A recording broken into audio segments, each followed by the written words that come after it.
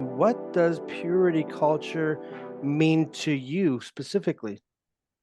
So, a lot of what purity culture comes up to me as in my experience has been is that as going through a church, a lot of the times it is during Southern Baptist kind of stuff or a lot of non-denominationals and stuff like that. They will definitely take the lead in pushing. You want to have a chaste wife and things like that, like things that are looked forward to, and something that you're supposed to strive for is to stay pure and not have sex until you're married. To come to the marriage bed unblemished is a lot of times like they'll use different terms and things like that.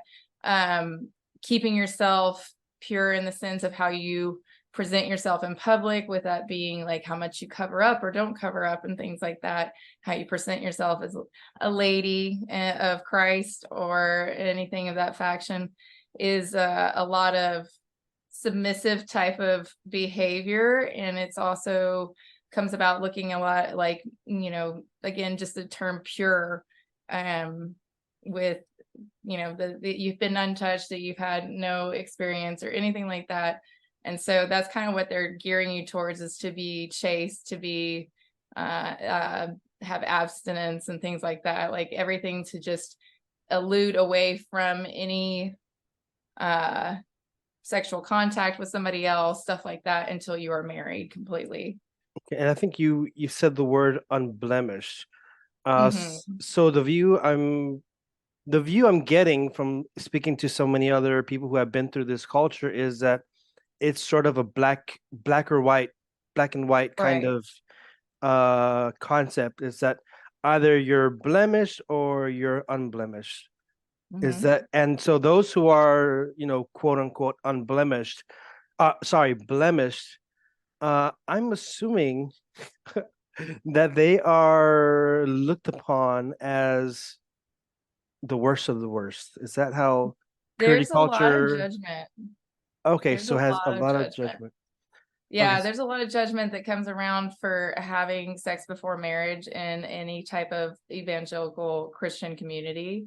That is, and it's crazy because they push it so much that it seems unnatural to even do that, because the first reaction that you're going to get out of a kid, especially, is if you say don't do the thing, or this is going to be the worst thing or something like that.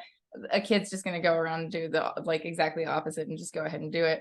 But they really push the idea of um chaste, pure, unblemished, like these terms that mean that if you it really is just there's no gray point um in any scenarios really of just being a human being, like being a kid, being, or not a kid, but a teenager and stuff like that.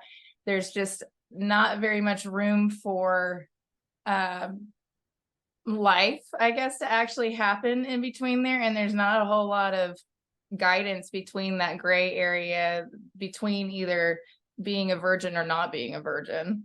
And so they don't, it just is typically it goes one way or the other. You either have or haven't, you either are or aren't. It's just very, very black and white, like you said.